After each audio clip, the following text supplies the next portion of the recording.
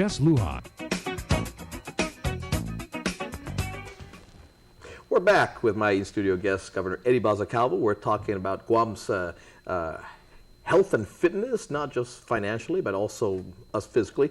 Governor, in regards to wellness programs and all that, I see also the administration moving, and you're working closely with the military as well. There are a lot of programs that you're putting in place in regards to local growers. Oh, yeah. In fact, there was just some recent news going on about and this is part of cost containment, but I think it's also helpful for our economy and also healthy for our people in regards to buying local produce. I know that's something that just came out in the news today. In fact, the only QC we had, the government of Guam has provided GITA since I've been governor until this hospital was for a hydroponics farm. Sure. And this is something I've talked with President Underwood, working with the Northern Southern Soil Conservation group and with our local farmers. We need to focus on sustainability. And we have a farmers co-op that now is just ready for construction. And we're going to do everything we can from the standpoint of our administration, working through Department of Agriculture and GITA in developing the agricultural industry, the aquaculture industry. You get fresh produce, fresh fruits and vegetables, fresh seafood. This is good for our local economy, keeps some money in here, but then it's good for the health and welfare of our people. Yeah, I want to go back a little bit to your interview yesterday with Fox Business News, because a good repercussion in one of these is I'm sure as you're going to get inquiries, you're going to be getting calls from, I'm sure, because we're America and Asia, you're going to be getting calls about possibly wanting to try to do business here in Guam. The unfortunate thing with something like that is they see some of the actions that maybe some of our lawmakers makes it. They say, well, we know you turned it around, but if we're going to have to deal with another branch that is, makes it kind of business unfriendly. There's a situation here where there's a bill in regards to removing tax credits, even the ones that have been given out now, and And so if you take it away now, what solution do you have to be able to sustain the school and things like that? So we have turned it around, but some of our actions by another branch of government is not a business-friendly environment. We're hopeful that by, with that bill that was just introduced, we can in a public hearing explain how this is not to the best interest of the government of Guam financially. And I find it ironic that there's so much concern in our finances and trying to micromanage our finances when in reality the financial condition of the government of Guam is better than it's been in 20 years. And I'm hopeful that our senators can sit down with us, work collaboratively towards allowing agencies such as GITA to do their jobs rather than trying to be another executive agency and micromanaging. But that particular bill I'm a little bit concerned about because they haven't given an alternative. If you're going to take away...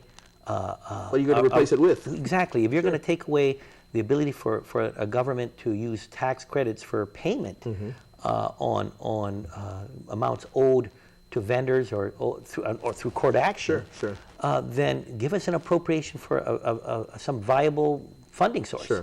But I think some of this is all political in nature.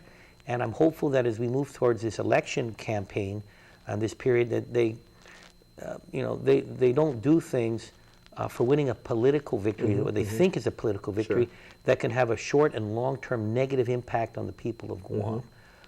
But again, we'll see that bill move through the legislature, and I know I've had a lot of help in some of these very major issues with the Republican minority sticking together with us and doing what's the right thing. And I'm hopeful that some in the leadership of the Democratic majority can again focus on what's good for the people. Gov, one of your spokesperson, Phil Leon Guerrero, to be particular, last night mentioned the fact that should it come down to just this funding for tax refunds, and should that be imposed, tax refunds are going to be coming out a lot slower if that happens.